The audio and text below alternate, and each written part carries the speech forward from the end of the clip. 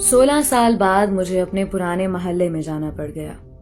میں اتنے سال بعد اچانک اس محلے میں آیا تھا۔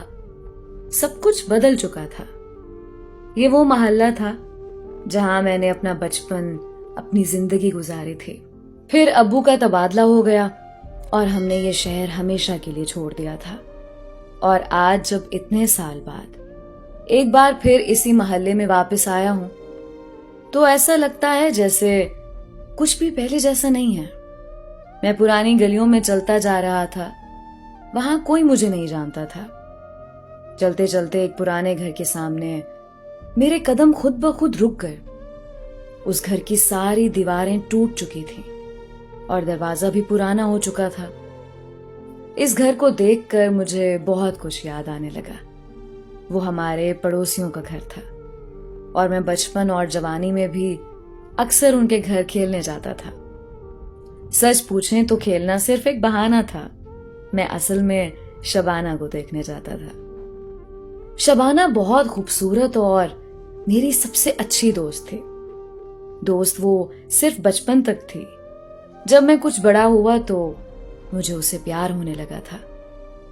وہ بھی مجھ سے بہت پیار کرتی تھی۔ پھر ہم لوگ ہمیشہ کے لیے یہ محلہ چھوڑ کر چلے گئے تھے اور شبانہ یہیں رہ گئی۔ شبانہ کی ایک بہت اچھی دادی بھی تھی جو مجھے بیٹے کی طرح پیار کرتی تھیں اور میں بھی انہیں اپنی سگی دادی کی طرح سمجھتا تھا۔ مگر اب تو کچھ بھی نہیں رہا تھا۔ شاید اس کی شادی ہو گئی ہو اور اب تو اس کے بچے بھی ہو چکے ہوں۔ اتنے سال جو گزر چکے تھے۔ اور اس کی دادی تو اب یقیناً فوت ہو چکی ہوں گی، کیونکہ وہ تو اس وقت بہت بوڑھی اور کمزور تھی اور اب تو اتنے سال گزر گئے اور مجھے اس بات پر بھی یقین نہیں تھا کہ یہ گھر اب بھی انہی کا ہے یا وہ بھی یہ گھر چھوڑ کر چلے گئے تھے۔ پھر بھی بے اختیار میں نے دروازہ کھٹکھٹایا۔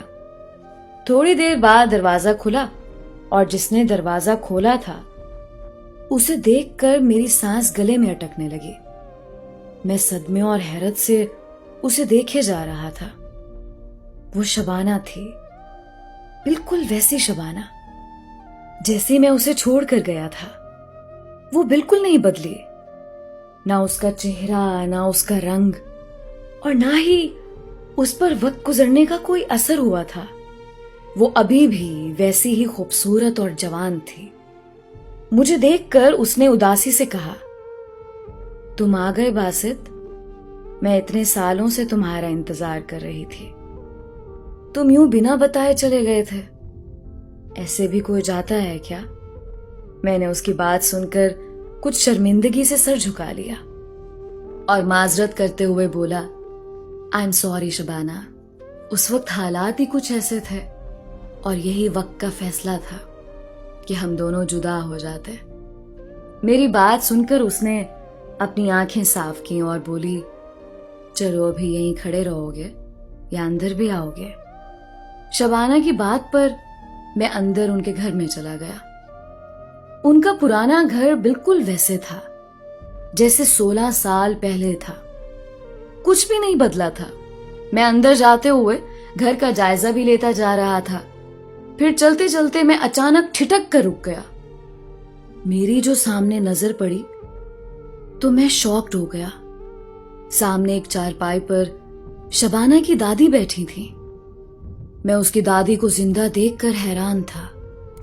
اتنے سال بعد نہ صرف وہ زندہ تھی بلکہ ویسی کی ویسی صحت مند تھی۔ میں آنکھیں پھاڑے انہیں دیکھے جا رہا تھا۔ ایسا کیسے ممکن تھا؟ پھر میں نے اس کی دادی کو سلام کیا۔ دادی نے مسکراتے ہوئے میری طرف دیکھ کر کہا، کیسے ہو باسط؟ اتنے سال بعد کیسے یاد کیا ہم غریبوں کو؟ میں دادی کی بات سن کر مزید حیران ہو گیا۔ انہوں نے صرف ایک نظر دیکھ لینے پر ہی مجھے پہچان لیا تھا، جبکہ میری شکل اتنے سالوں میں کافی تبدیل ہو چکی تھی۔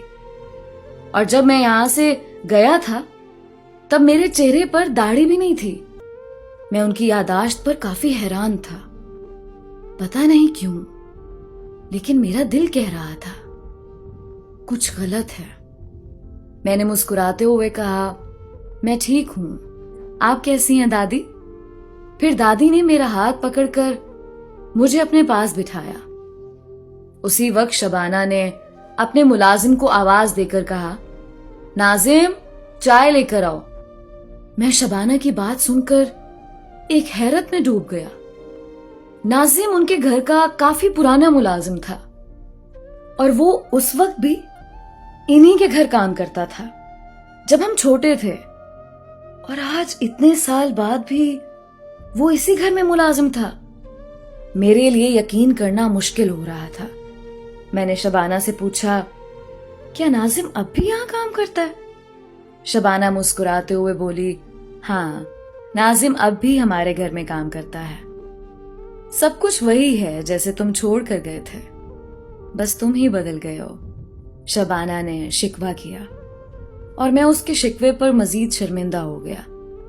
फिर शबाना की दादी ने एक निहायत अजीबोगरीब बात कही, बेटा, तुमने हमारे घर में मौजूद कब्रें देख ली? मैं उनकी बात सुनकर बुरी तरह उलझ गया और मैंने हैरानगी से शबाना की तरफ देखकर पूछा, ये दादी किन कब्रों की बात कर रही हैं और घर में किसकी कब्रें हैं? शबाना ने मेरी बात का जवाब देने की बजाय अपनी दादी को टोकते हुए कहा, क्या दादी, आप भी हर मेहमान के सामने कब्रों का जिक्र लेकर बैठ जाती हैं? इस बेचारे को चाय तो पीने दो। दादी ने कुछ शर्मिंदगी से मेरी तरफ देखकर कहा, अच्छा बेटा, तुम चाय पी लो, फिर बात करेंगे। लेकिन मैं बुरी तरह उलझ चुका था। आखिर क्या था जो मेरी समझ में नहीं आ रहा था? मैं वहीं दादी के साथ बैठकर बातें करता रहा। दादी ने शिकवा करते हुए कहा, तुम इतने बड़े आदमी बन गए, दोबारा इस मोहल्ले में ही नहीं आए। हम तुम्हारा इंतजार करते रहे। मैंने दादी को समझाते हुए कहा, दादी, बस हालात ही कुछ ऐसे हो गए थे कि दोबारा नहीं आ सका। मेरा बहुत दिल करता था